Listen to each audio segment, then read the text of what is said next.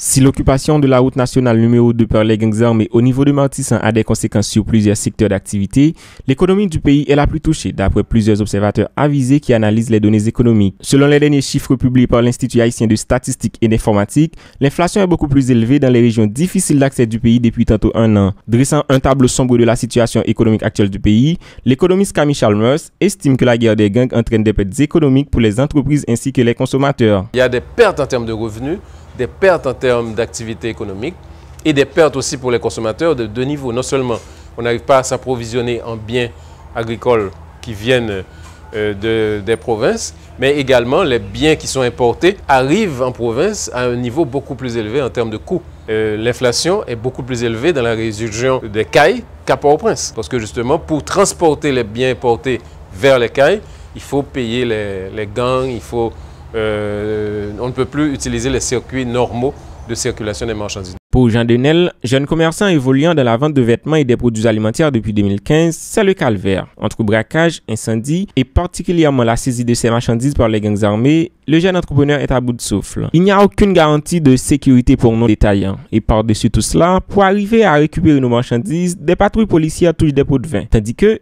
leur mission est censée protéger et servir, se plaint l'entrepreneur qui ne sait plus à quel sein se vouer. Avant, j'évoluais dans la vente de vêtements au marché Hippolyte. Ces produits, je les importais de la République dominicaine, mais l'insécurité allant grandissant m'a forcé à investir de préférence dans les produits alimentaires. Depuis, je ne vends plus au marché Hippolyte en raison des exactions commises par les bandits qui dominent le centre-ville. Selon moi, changer de secteur ça aurait été la meilleure décision, mais au bout du compte, j'ai réalisé que je me suis trompé. De son côté, la commerçante Darlene Charles tient une boutique de provisions alimentaires depuis 2017. Comme plus d'un, elle fait face à de nombreuses difficultés, notamment l'insécurité qui gangrène le pays ces dernières années. J'ai emprunté le chemin entrepreneurial en 2017. À cette époque, j'étais à ma dernière année du secondaire. Aujourd'hui, le monde des affaires n'est plus le même à cause de l'insécurité, ce qui provoque des conséquences néfastes sur ma santé mentale. Et quand je dois me réapprovisionner, je ne m'y rends pas de gaieté de cœur. Plus loin, Jadelel explique que l'insécurité est l'un des principaux facteurs de la montée des prix des produits de première nécessité. Il critique par ailleurs la passivité des autorités économiques et judiciaires du pays qui, selon lui, ne font rien pour soulager la population en ce sens. L'insécurité est à la base de l'augmentation du prix des produits. Prenons un exemple. Un bidon d'huile de 20 litres coûtait 2210 goudes en 2019. 3 ans après, il faut 6500 goudes pour se procurer ce même bidon. Pâte, huile, la montée des prix ne fait aucune exception. Le pays fait face à une crise économique sans pareil. De concert avec l'insécurité, elle détruit le pays. Peut-être aurait-on garanti la sécurité, l'augmentation du coût s'en échapperait. Malheureusement, nous sommes tous aux abois. Le commerce va au ralenti. La montée incessante des prix n'est pas favorable aux affaires d'après l'épicière qui se plaint du manque à gagner que provoque la situation sécuritaire actuelle du pays. Le prix des produits est exorbitant. De ce fait, nous sommes obligés d'ajuster les prix quotidiennement et nous n'y pouvons rien. Avoue Madame Charles qui se déresponsabilise du marché noir. Contrairement à ce que les gens pensent, il est difficile de parler de bénéfices vu qu'on est obligé de s'en servir à chaque fois qu'on doit approvisionner la boutique. Quand les marchandises des grossistes sont détournées par les hommes armés, c'est à nous d'en faire les frais.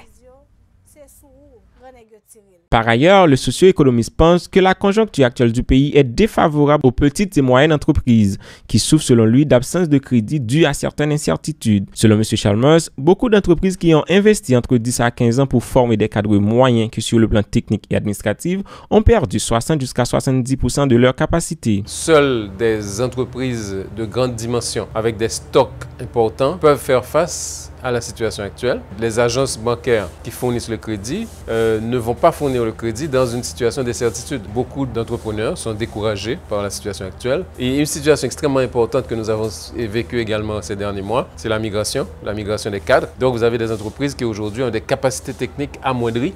C'est un contexte déliquescent pour les petites et moyennes entreprises. Ces 2 dernières années, nombreux sont les commerçants, femmes et hommes d'affaires qui partent pour l'étranger dans le but de fuir l'insécurité galopante. Par suite de la fermeture de ces entreprises, une bonne partie de la population active se retrouve au chômage.